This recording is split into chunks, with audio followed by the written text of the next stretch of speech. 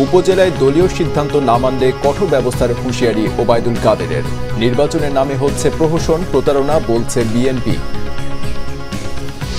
6 দিনের সফরে থাইল্যান্ড গেলেন প্রধানমন্ত্রী শেখ হাসিনা। বিমানবন্দরে লাল গালিচা সংবর্ধনা, দুদেশের সম্পর্ক জোরদারের প্রত্যয়। 9 মে থেকে হজ ফ্লাইট শুরু, ভোগান্তি কমাতে আগামী বছর 70% যাত্রী নেওয়া হবে সরকারি ব্যবস্থাপনায়, জানালেন ধর্মমন্ত্রী। দেখছিলেন বিআরবি কেবলস সংবাদ শিরোনাম, এবারে বিস্তারিত। তীব্র গরমে হাঁসফাঁস অবস্থা নগরবাসীর। আবহাওয়া অফিস জানিয়েছে গরমের এই তীব্রতা থাকবে আরও কয়েকদিন।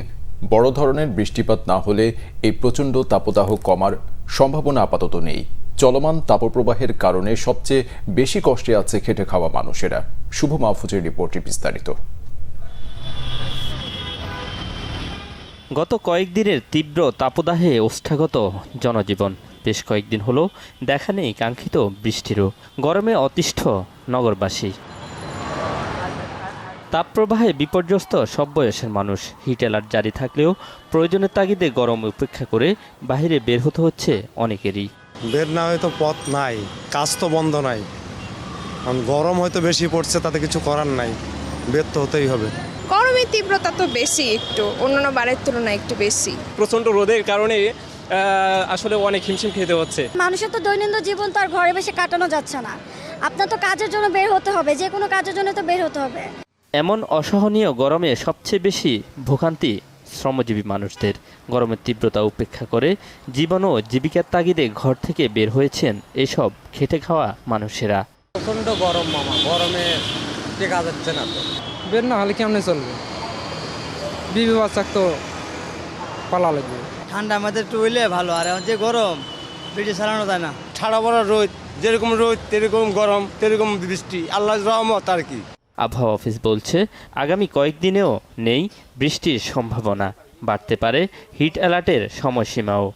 বিদ্যমান যে তাপপ্রবাহ আছে এটা সামনের দিকে অব্যাহত থাকবে। দেশের উত্তর পশ্চিমাঞ্চল এবং দক্ষিণ পশ্চিমাঞ্চল, বিশেষ করে রাজশাহী, পাবনা, যশোর, চুয়াডাঙ্গা, খুলনা, বাগেরহাট এই অঞ্চলে তীব্র তাপপ্রবাহ বয়ে যাচ্ছে এবং রংপুর, রাজশাহীর অবশিষ্টাংশ, খুলনার অবশিষ্টাংশ, বরিশাল, ঢাকা, ময়মনসিংহের অধিকাংশ জায়গায়। আর আমাদের যে হিট অ্যালার্ট যেটা ছিল এটা আগামীকাল এটার আপডেট আসবে, তবে এটা অব্যাহত থাকার সম্ভাবনাটাই বেশি। তবে বিচ্ছিন্নভাবে দেশের কোথাও কোথাও বৃষ্টি হবার সম্ভাবনার কথাও জানায় আবহাওয়া অফিস। শুভ মাহফুজ, বাংলা ভিশন, ঢাকা। উপজেলা নির্বাচনে দলীয় সিদ্ধান্ত অমান্য করলে সময় মতো সাংগঠনিক ব্যবস্থা হুঁশিয়ারি দিয়েছেন আওয়ামী লীগ সাধারণ সম্পাদক ওবায়দুল কাদের। জানান, মন্ত্রী এমপিদের স্বজনদের নির্বাচন থেকে সরে দাঁড়ানোর দলীয় সিদ্ধান্তে তৃণমূল খুশি। বিএনপির একতরফা কর্মসূচিতে সন্ত্রাসের শঙ্কা থাকে উল্লেখ করে মানসিক চাপে রাখতে আওয়ামী লীগ মাঠে থাকে বলেও মন্তব্য করেন ওবায়দুল কাদের। তাইমুর রশিদের রিপোর্ট। দলীয় সভাপতির ধানমন্ডির রাজনৈতিক কার্যালয়ে সংবাদ সম্মেলন করেন আওয়ামী লীগ সাধারণ সম্পাদক ওবায়দুল কাদের। জানান, উপজেলা নির্বাচনে প্রার্থিতার ব্যাপারে দলীয় সিদ্ধান্ত না মানলে কঠোর ব্যবস্থা। তবে প্রার্থিতা প্রত্যাহারে নির্বাচন পর্যন্ত অপেক্ষার সুযোগ আছে বলে মত তার। দাবি করেন এ নিয়ে দলে কোনো হতাশা বা বিশৃঙ্খলা নেই। স্মরণ করিয়ে দেন, শুধু বিশৃঙ্খলার কারণেই জাতীয় নির্বাচনেও অনেকে এমপি মন্ত্রী হতে পারেননি। তবে স্বজনের সংজ্ঞা নিয়ে স্পষ্ট কিছু বলেননি তিনি। বিভিন্ন সময় বিভিন্ন কৌশলে ডিসিপ্লিনারি অ্যাকশন নিয়ে থাকে। কাদের সময় মতো এখনো শেষ পর্যন্ত চূড়ান্ত পর্যায়ে প্রত্যাহার যারা করবে না সে ব্যাপারেও আমাদের পার্টির সিদ্ধান্ত আমরা সময় মতো আমরা কোমর সোজা করে, মেরুদণ্ড সোজা করে দাঁড়িয়েছি এবং এই দেশের রাজনীতিতে আমরা শক্ত অবস্থান নিয়ে আছি। নির্বাচনের মতো প্রক্রিয়া, এ প্রক্রিয়ায় আমরা আছি। এই প্রক্রিয়ার মধ্যে রণকৌশল আমাদের থাকতে পারে।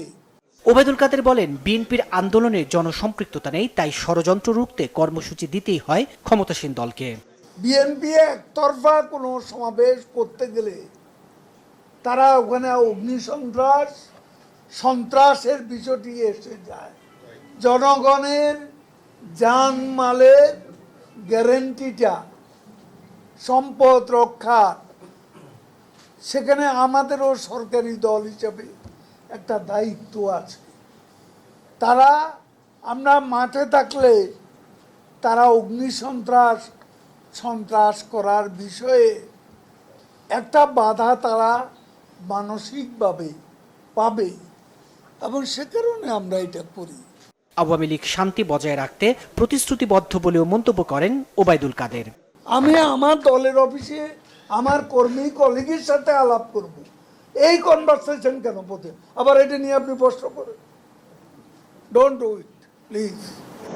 তাইমুর রশিদ, বাংলা ভিশন, ঢাকা। আওয়ামী লীগের আমলে নির্বাচিত বিএনপির কোনো মেয়র বা উপজেলা চেয়ারম্যানই দায়িত্ব পালন করতে পারেননি।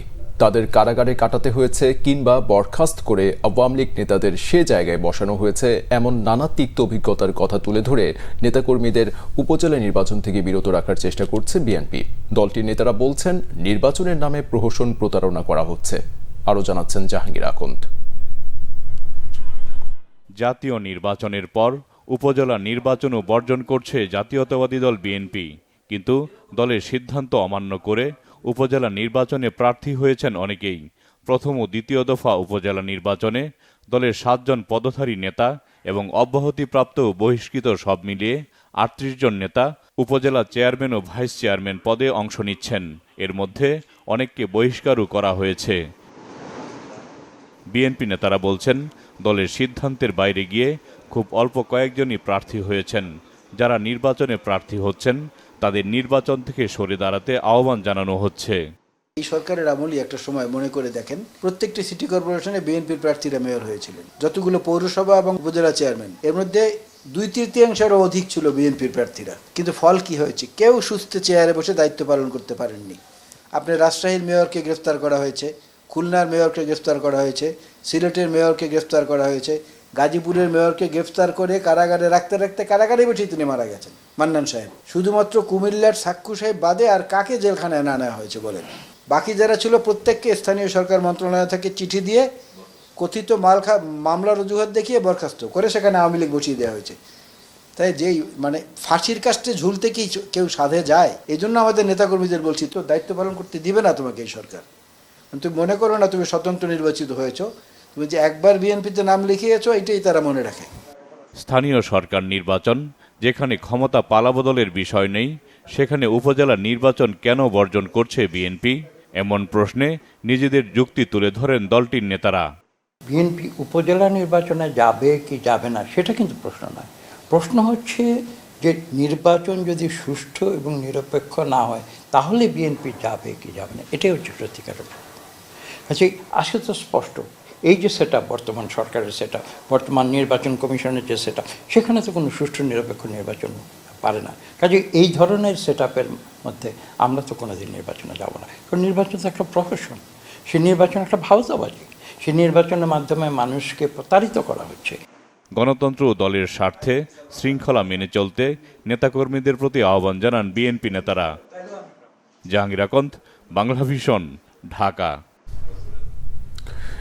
নির্বাচন কমিশনার মোহাম্মদ আলমগীর বলেছেন, একজন সংসদ সদস্য তার নির্বাচনী এলাকায় অবশ্যই যেতে পারবেন, তবে কোনো প্রার্থীর নির্বাচনী প্রচারণায় অংশ নিতে পারবেন না। প্রথম ধাপে টাঙ্গাইল জেলার উপজেলা পরিষদ নির্বাচনে অংশগ্রহণকারী প্রার্থীদের সাথে বিকেলে মতবিনিময় সভায় তিনি কথা বলেন সংসদ সদস্য ভোট দিতে কেন্দ্রে যাবেন, কিন্তু কোনো প্রার্থীকে সাথে নিয়ে যেতে পারবেন না।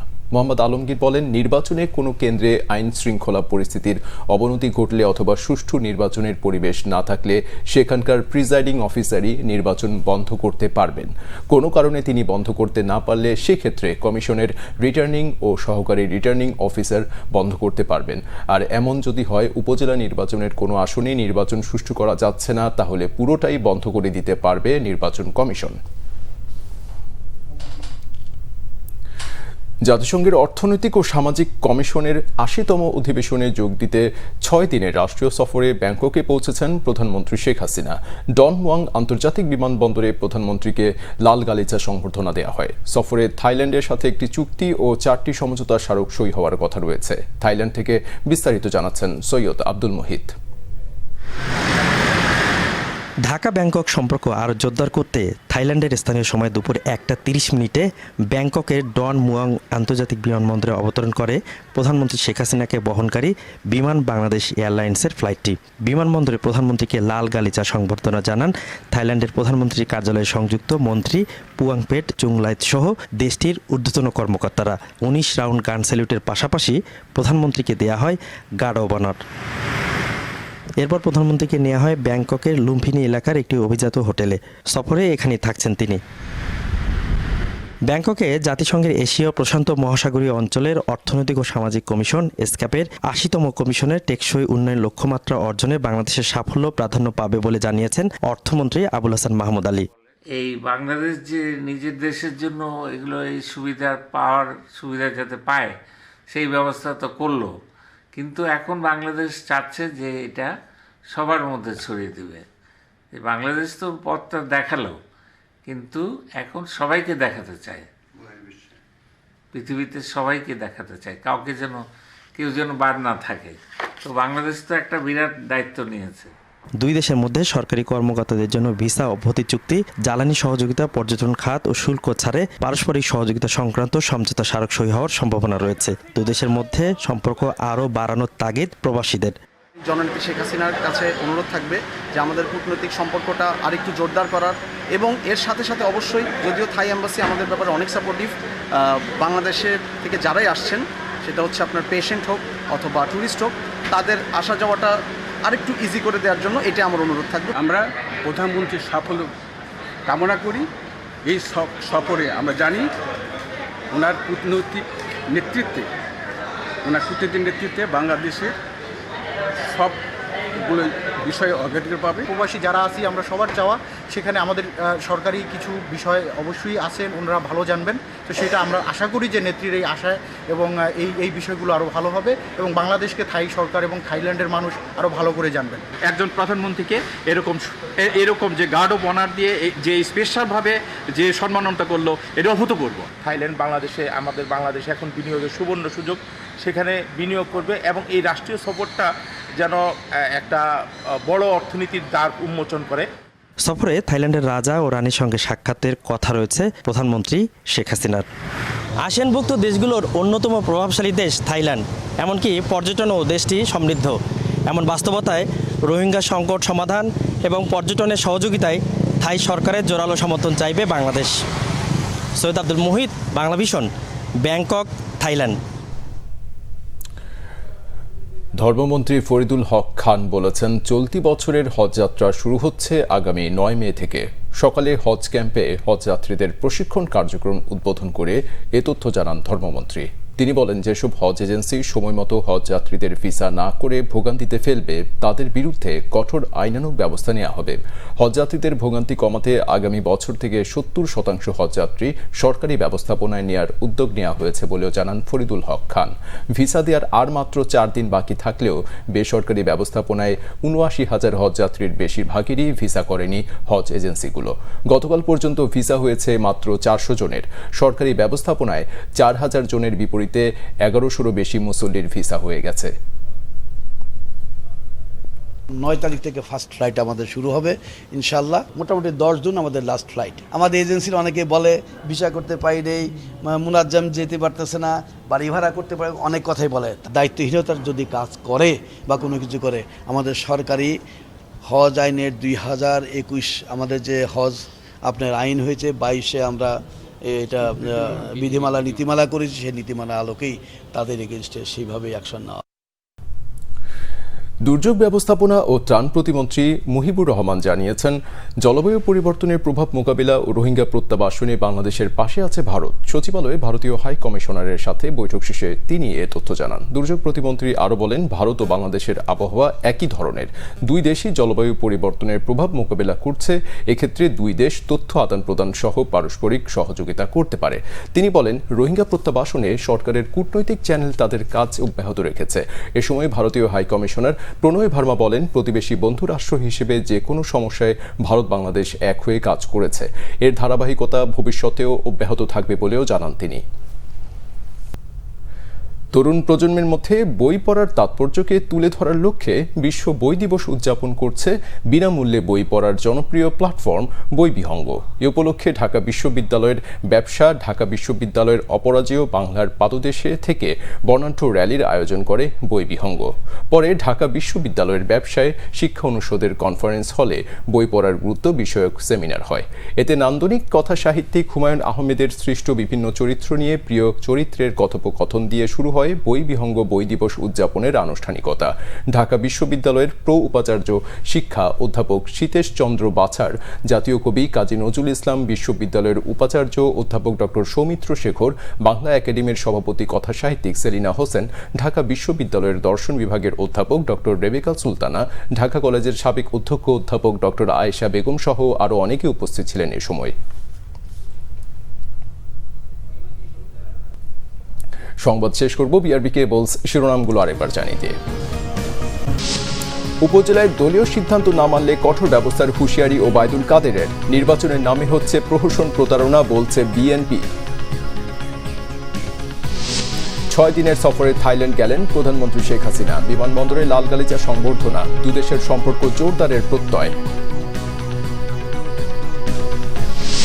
9 মে থেকে হজ ফ্লাইট শুরু, ভোগান্তি কমাতে আগামী বছর 70% যাত্রী নেওয়া হবে সরকারি ব্যবস্থাপনায়, জানালেন ধর্মমন্ত্রী।